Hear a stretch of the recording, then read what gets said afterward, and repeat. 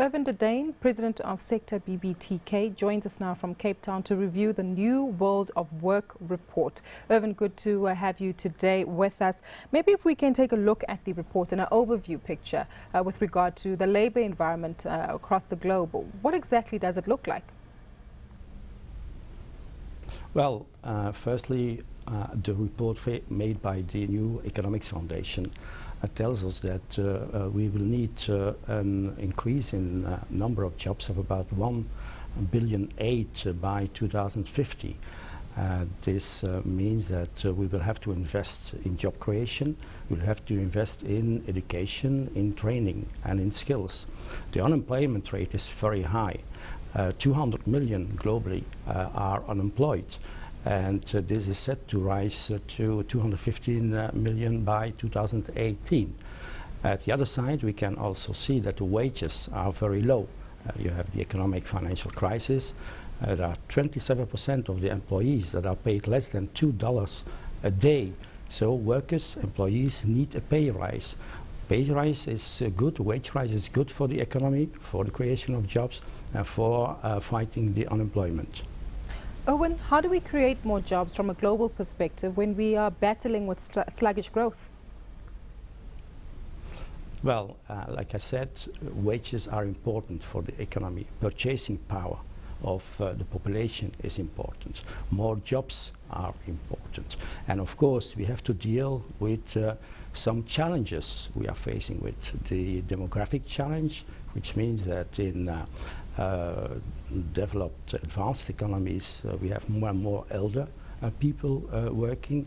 In the emerging economies, we have more and more youngsters coming on the labor market.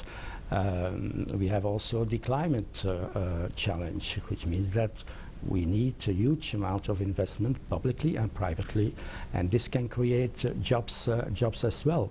And then we have the technological change that makes that there's a lot of switch between one job and another. And this means that we have to take care of training, we have to take care of the polarization that is made between the high-level, high-qualified jobs and the low-qualified, low-level, low-paid jobs. So this is a challenge for both trade unions and for the employers, because inequality can lead to instability, and we have a joint responsibility, employers and trade unions. When you mentioned technology, now on the African continent that has been viewed more as a threat than an opportunity, but how do we embrace technology as Africans to help boost the work environment on the continent overall? Well, technology will have a major impact. Will have a major impact on the number of jobs and on the kind of jobs there will be in the future. So we see a switch in the economies where you have what we call in Europe the so-called frontline jobs. These are the jobs that are in contact with the customers, with the clients. You have the middle class jobs, the back office jobs in industry, in services, the production of services and goods. And then you have the what we call the laboratory jobs, the so-called STEM jobs, science, technology, engineering, maths. And you have this polarization. The middle class jobs are being rationalized because they can easily be replaced by robots or by other new technology. So this inequality is very essential in the way we deal with the future of work. You don't have only the inequality in terms of the 99% to 1% or the big fortunes and the others. You have also an inequality between the workers, and this is a major threat for us, a major challenge where we have to cope with, and we have to do it in bargaining with the employers, in better wages for everybody and in more jobs for everybody. Maybe let's come to the all-important question which is on our screen at the moment. Where will the new jobs on the continent come from? Which particular sectors are booming? Well, you have the difference, of course, in classical way between the industry and the services. You have the public service, you have the private service industry. It's clear that more and more jobs will be created in the services sector. And that's also what we see, not only in Europe, all over the world. But we have to bear in mind that with the new technologies, productivity is increasing, and it will be necessary to, therefore, to discuss about working time, about the work organization patterns in terms of quality and in terms of quantity. So the question of working time is on the table, and the employer should understand that together with the question of wages, and that workers need higher wages, that also the bargaining of decent working time, decent work organization patterns is necessary in the future to create a stable environment for both the employers and the workers and for the economy overall. I see you've zoned into trade unions. Just to continue with this trend, are trade unions becoming more involved in seeking opportunities for growth when it comes to managing their workforce? Well, I think we have to avoid in using too cliché images, and that trade unions are at one side, employers are at another side.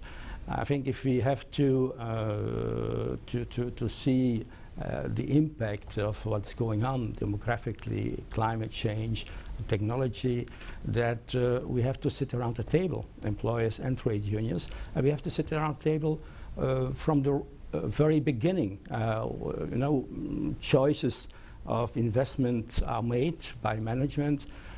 In most of the cases, the trade unions are only discussing this afterwards, and we run behind the facts.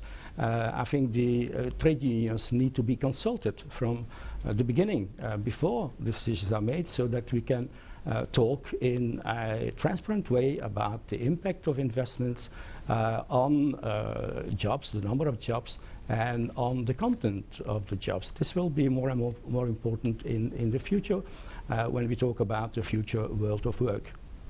Erwin, just to close off with, how do Africans as a whole, the private sector together with the government and the labour force, take advantage of the growing labour force environment that's expected to grow on the continent? And how do we ensure that whatever benefits are made to corporates as well as government organisations trickle down to the ordinary workers?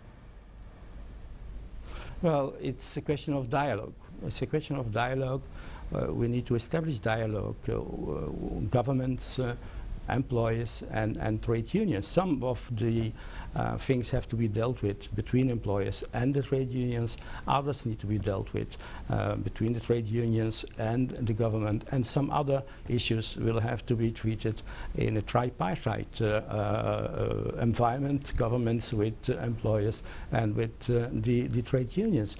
If you want to fight the inequality, if you want to fight poverty, if we want to fight unemployment, we all have interest in having clear, transparent dialogue to find solutions that are good for the workers and that are good for the companies and are good for the economy overall. Thank you so much to Erwin De Deyn, giving us a very optimistic view as to how to take advantage of the growing labour force on the African continent.